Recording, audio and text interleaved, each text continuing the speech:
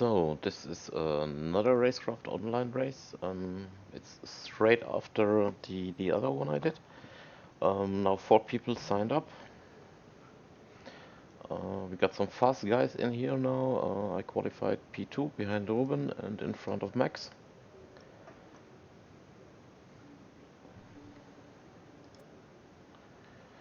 Let's see if we can get some actual racing going.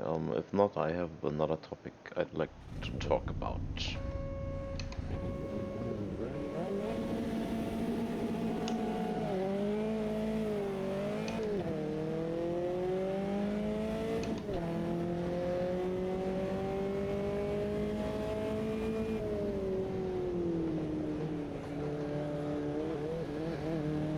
Let's not die on the first lap.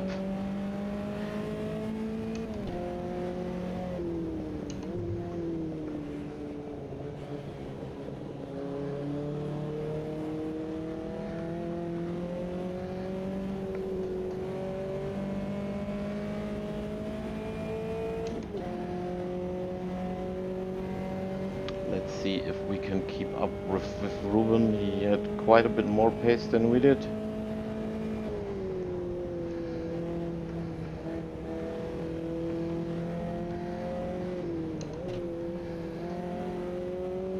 And the fastest lap I did in quali, I was kind of all over the place everywhere, and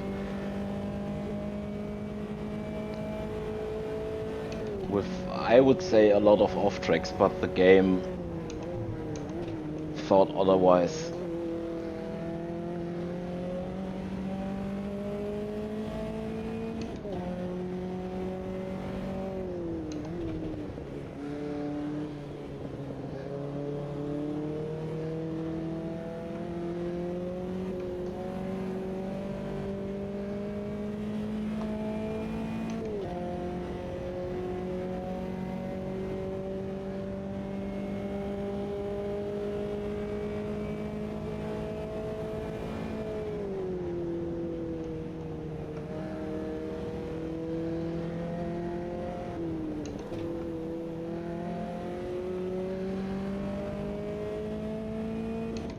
Oh wow, he's gapped us in that last sector by almost a second.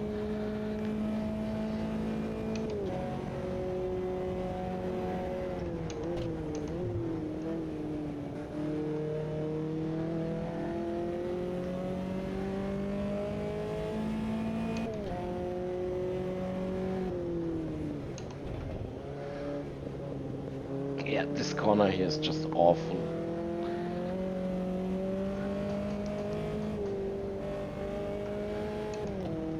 In quali I could take that complex full or flat out.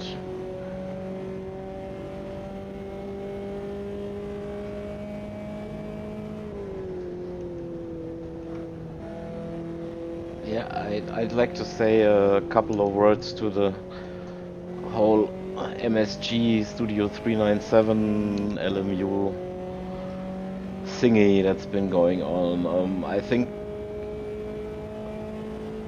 the people who are concerned with it have all seen their, or have heard their earnings call, have seen the paperwork that was filed with the SEC. I don't want to go into much detail about it. The short thingy was they're broke. They had, I don't know, like 1.6 million in the bank and had monthly costs of around $800,000. So this was in early November, I think.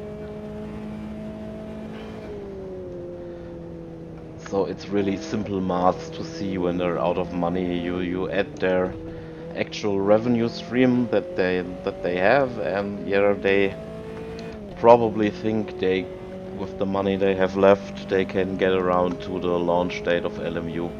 They have tried to cut costs as much as possible. They've laid off a whole lot of people. I think Traction GG was one of them. A whole lot of devs had to go. They cancelled their IndyCar project. They sold their NASCAR license. You know, all of that. What does that mean for R Factor 2 and LMU? or what does that mean for the company in overall? So usually if your numbers are that bad, you're just flat out broke. You can't say anything else. They cut costs already by a lot, but it won't be enough. With the revenue streams they have and their costs they have, they just cannot be profitable. LMU would like need to sell, I don't know, 5 million copies for them to make it a little bit more. And even if LMU sells really good, this is not a continuous revenue stream. They had to pump out DLCs like crazy to make some money of that. So what I think will happen, they are looking for a buyer. I've seen rumors online that this is actually true, but nobody will verify that. So they probably are banking on LMU having a decent launch. They'll probably use the online numbers they are having right now from R Factor 2. Make a really nice PowerPoint, present that to a couple of potential investors and hope that someone is going to bite and buy them.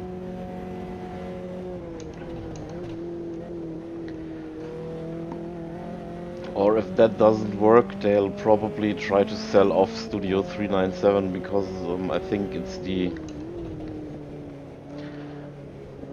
only actual property they own that makes a little bit of money and that actually produces something that you can sell to the public. Be it R Factor 2 DLCs or be it LMU.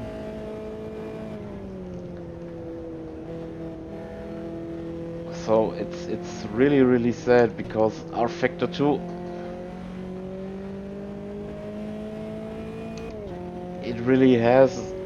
it has come a long way. It still has a lot of its R Factorness inside, but yeah, it's come a long way. It's really much better than I'd say 2 years back. There's still a lot of unfixed bugs and everything, but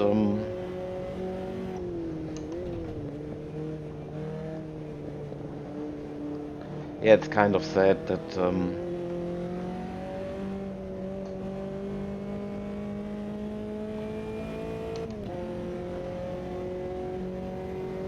that they have a whole lot of stuff developed for LMU, which could probably be backported to R Factor 2. And in the worst case, this will not happen. So let's hope the launch of LMU goes well, that the game is actually good. This is a given, but I think they, with R Factor 2, they have the right base for an endurance-focused game. The building blocks are all there in RF2, you just have to iron out a lot of the R factorness. So, and my hope is that they have done a lot of the stuff from scratch and could get rid of a lot of old code. I mean, if you look at their graphical updates they've done with R Factor 2, it's kind of amazing. There are certain card, or maybe all of their new DLC stuff looks, I think, actually better than AMS2. It certainly looks a whole lot better than iRacing.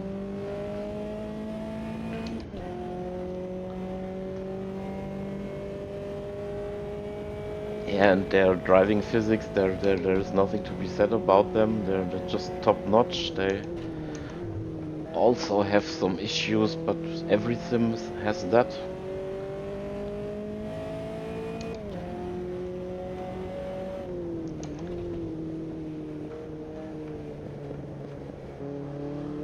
So we're coming up to the finish here. Let's finish up with the talk about MSG.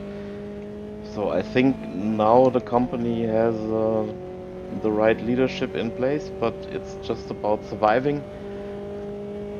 And it's not certain that they will survive. I think Studio 397 will survive. They will find somebody who would like to buy them, but they probably would try to sell the whole company.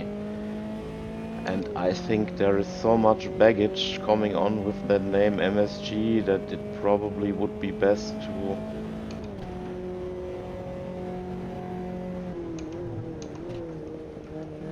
just shut everything that has the brand MSG attached to it down, sell it to another parent company and relaunch with the new name.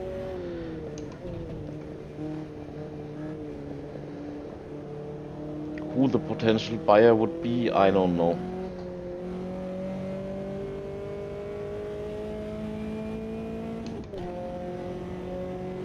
I mean, best case would be if someone like Ian Bell comes along. He certainly has the money for it, but he has its own project going right now, so I don't think there's much interest there. So the fear is that they will be bought by some finance company, and then yeah, the product will be milked. They will try to get their purchasing price as quickly as possible, and the game will suffer a lot. Yeah, let's hope that doesn't happen.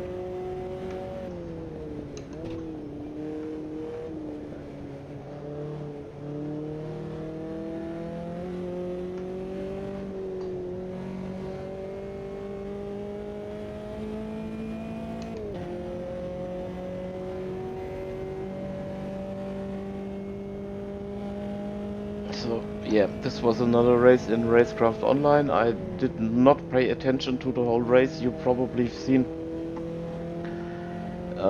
Max come back because I was talking a whole lot. Then I did talk a little bit less, got my concentration back, and now we have a 2 second gap to Max again, and Ruben has spun in front of us. But if he gets his stuff together and I get my stuff together, he will finish in front of me.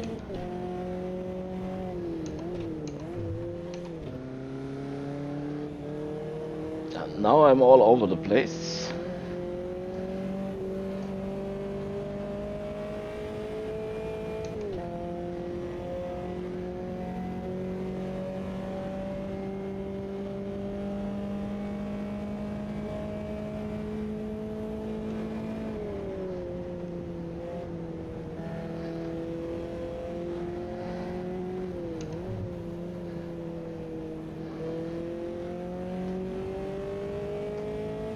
So yeah, Racecraft Online, we actually had some people. We still didn't get a real race, but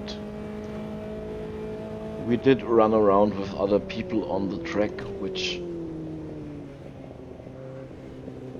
for this little project I think is enough. Also, we have to say it's Saturday in Germany. It's 1 o'clock. It's not prime time for sim racing.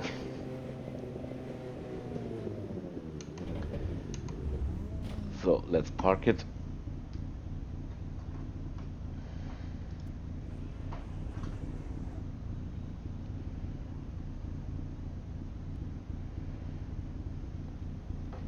Yeah, I'm not really sure if I have to wait or drive back. I just have to wait. So yeah, nice race. Maybe I like Formula cars now. I don't think so. See you in the next one. Bye.